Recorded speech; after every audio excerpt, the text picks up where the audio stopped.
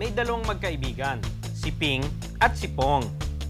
Pareho silang masipag at matalino kaya naman sa edad na 22, nakakuha sila ng magandang trabaho. Pagdating ng sweldo, si Ping laging naghahanap ng mapag-iinvestan. Si Pong laging naghahanap ng gimmick. Si Ping nag-i-invest sa iba't ibang bagay. Si Pong namimili ng iba't ibang gadget. Ganito lagi ang gawain ng mag-best friend every month, paulit-ulit, walang mintis. Nakahanap ng magandang investment si Ping na nagbibigay ng 10% compound interest every year. Ginawa niyang ugali na magtabi ng 2,000 pesos a month para dito at umabot din ng 24,000 pesos ang ini-invest ni Ping every year. Niyaya niya si Pong na mag-invest na rin dito para sa retirement fund niya. Ang sagot naman ni Pong, saka na, kapag malaki na ang sweldo ko. 10 years later, sa edad na 32, na-realize ni Ping na gusto niyang maging full-time public school teacher. Agad siyang nag-resign at naging teacher. Hindi na siya nakapagdagdag sa investment niya at nakalimutan na niya ito.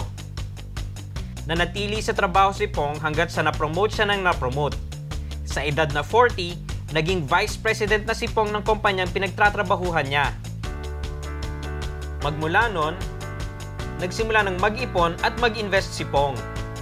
Dahil marami na siyang extra money, nakakapag-invest siya ng mas malaki. Every year, 48,000 ang ini-invest ni Pong. Doble ng kay Ping dati. At kumikita rin siya ng 10% na compound interest dito. 10 years din nag-impok si Pong. Hanggang sa edad na 50, na-realize niya na gusto niya maging rockstar. Agad siyang nag-resign para maging musikero.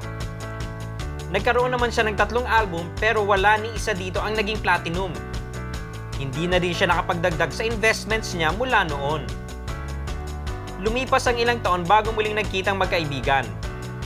At age 60, nagkitang magkaibigan. Isang teacher at isang rockstar. Can you guess kung sinong mas malaki ang naipon? Si Ping, maagang nag-invest pero maaga ring tumigil. Nakapag-invest siya ng 240,000 pesos over 10 years. Si Pong, late nag-invest. Nakapag-invest siya ng 480,000 pesos sa loob din ng 10 years. Sa 10% annual compound interest, more than 2 million pesos ang savings ni Pong. Pero sa totoo lang, mas malaki ang naipon ni Ping.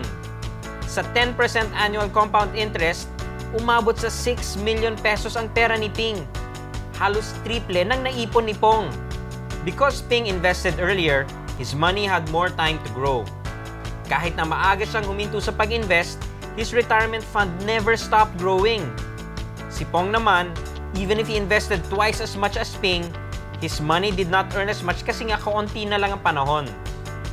Time is money. At kung mas maaga tayong mag-i-invest, mas malaki ang kikitain ng pera natin. O, tignan nyo nga naman, di ba ang lalaki naman na ipon nila? Lalo na si Ping. Pero ngayon, tignan naman natin ang mga pinagdaanan ni Ping noong una pa lang siyang nag-i-invest. Simula nung mag-invest si Ping, naging magkaiba na ang buhay nila ni Pong. Habang si Pong ay nasa beach at nagre-relax, si Ping nagbabasa ng money sense sa bahay.